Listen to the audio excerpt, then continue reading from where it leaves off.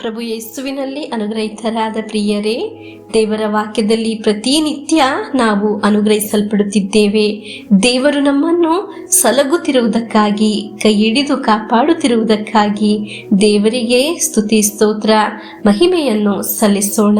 ಪ್ರಭುವೇ, ನಿಮ್ಮ ಸಂರಕ್ಷಣೆಯಲ್ಲಿ ಡೈಲಿ ಬ್ಲೆಸ್ಸಿಂಗ್ ಅಲ್ಲಿ ವಾಕ್ಯ ಆಲಿಸುವ ಎಲ್ಲ ಪ್ರಿಯರನ್ನು ದೇವರೇ ನಿಮ್ಮ ದೈವ ಕರಗಳಲ್ಲಿ ಸಮರ್ಪಿಸಿ ಪ್ರಾರ್ಥಿಸುತ್ತೇನೆ. ಎಲ್ಲರ ನಿಯೋಗವನ್ನು ಸಮರ್ಪಿಸಿ ಪ್ರಾರ್ಥಿಸುತ್ತೇನೆ. ಪ್ರಿಯರೇ, ದೇವರ ವಾಕ್ಯದಲ್ಲಿ ಆಶ್ರಯಿಸುವವನು ಬಂಡೆಯ ಮೇಲೆ ಅಡಿಪಾಯ ಹಾಕಿ ಅದರಲ್ಲಿ ಮನೆ ಮಾಡಿದ ಮನುಷ್ಯನ ರೀತಿಯಾಗಿದ್ದಾನೆ. ಪ್ರವಾಹ ಬಂದರೂ ಬಿರುಗಾಳಿ ಬೀಸಿದರೂ ಅದನ್ನು ಕೆಡವಿ ಹಾಕಲು ಸಾಧ್ಯವಿಲ್ಲ. ದೇವರ ವಾಕ್ಯದಲ್ಲಿ ನಿಲ್ಲುವ ನಮ್ಮನ್ನು ಒಂದು ವಸ್ತುವಿಗೂ ಅಂಧಕಾರ ಶಕ್ತಿಗೂ ಬೇಡಿಸಲು, ಕೆಡವಲು, ನಾಶ ಮಾಡಲು ಸಾಧ್ಯವಿಲ್ಲ. ಆಮೇನ್. ನಮಗೆ ಶ್ರದ್ಧೆಯಿಂದ ದೇವರ ವಾಕ್ಯವನ್ನು ಆಲಿಸೋಣ. ನ್ಯಾಯಸ್ಥಾಪಕರು 13ನೇ ಅಧ್ಯಾಯ 2ರಿಂದ 5ರವರೆಗೆ ವಾಕ್ಯವನ್ನು ನಮಗೆ ಆಲಿಸೋಣ. ಚೋರ್ಗ ಎಂಬ ಊರಿನಲ್ಲಿ ದಾನ್ ಕುಲದ ಮನೋಹ ಎಂಬ ಒಬ್ಬ ಮನುಷ್ಯನಿದ್ದನು. ಅವನ ಹೆಂಡತಿ ಬಂಜೆಯಾಗಿದ್ದುದರಿಂದ ಅವನಿಗೆ ಮಕ್ಕಳಿರಲಿಲ್ಲ. ಒಂದಾನೊಂದು ದಿನ ಸರ್ವೇಶ್ವರನ ದೂತ ಆಕೆಗೆ ಪ್ರತ್ಯಕ್ಷನಾಗಿ, ಇಗೋ, ಬಂಜೆಯಾಗಿ ಮಕ್ಕಳಿಲ್ಲದಿರುವ ನೀನು ಗರ್ಭವತಿಯಾಗಿ ಒಬ್ಬ ಮಗನನ್ನು ಹೆರುವೆ. ಈ ಕಾರಣ ಜಾಗರೂಕತೆಯಿಂದಿರು. ದ್ರಾಕ್ಷರಸವನ್ನಾಗಲಿ ಬೇರೆ ಯಾವ ಮದ್ಯವನ್ನಾಗಲಿ ಕುಡಿಯದಿರು. ಯಾವ ನಿಷಿದ್ಧ ಪದಾರ್ಥವನ್ನು ಊಟ ಮಾಡದಿರು.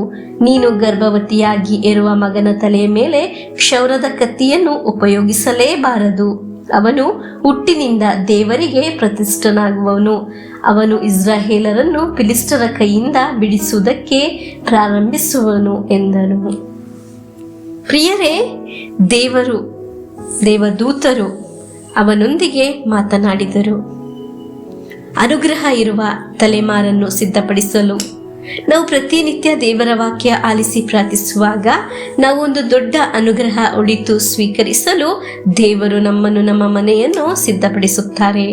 ಅನುಗ್ರಹ ಇರುವ ಒಂದು ತಲೆಮಾರಿಗಾಗಿ, ಭವಿಷ್ಯಕ್ಕಾಗಿ, ಭವನಕ್ಕಾಗಿ, ಶುಶ್ರೂಷೆಯಲ್ಲಿ ದೇವರು ನಮ್ಮನ್ನು ಸಿದ್ಧಪಡಿಸುತ್ತಿದ್ದಾರೆ. ಪ್ರಿಯರೇ, ಈ ವಾಕ್ಯದಲ್ಲಿ ನಮ್ಮ ಜೀವನದಲ್ಲಿ ಪ್ರಕಟವಾಗಲು ಇರುವ ಎಲ್ಲ ಅನುಗ್ರಹಗಳನ್ನು ಅನುಭವಿಸಲು ದೇವರು ನಮ್ಮನ್ನು ಸಿದ್ಧಪಡಿಸುತ್ತಿರುವುದು, ನಮ್ಮ ಕುಟುಂಬವನ್ನು ಸಿದ್ಧಪಡಿಸುತ್ತಿರುವುದು, ನಮ್ಮ ಶರೀರವನ್ನು, ಮನಸ್ಸನ್ನು ದೇವರು ಸಿದ್ಧಪಡಿಸುತ್ತಿರುವುದು, ನಮ್ಮನ್ನೇ ನಾವು ದೇವರಿಗೆ ಸಮರ್ಪಿಸಿ ಪ್ರಾರ್ಥಿಸಿ ಈ ವಾಕ್ಯದ ಅಭಿಷೇಕ ನಮ್ಮಲ್ಲಿ, ನಮ್ಮ ಕುಟುಂಬದಲ್ಲಿ ಸುರಿಯಲ್ಪಡಲಿ ಎಂದು ಪ್ರಾರ್ಥಿಸಿ ಪ್ರಭು ಯೇಸುವಿನ ಆಶೀರ್ವಾದವನ್ನು ನಮಗೆ ಸ್ವೀಕರಿಸೋಣ.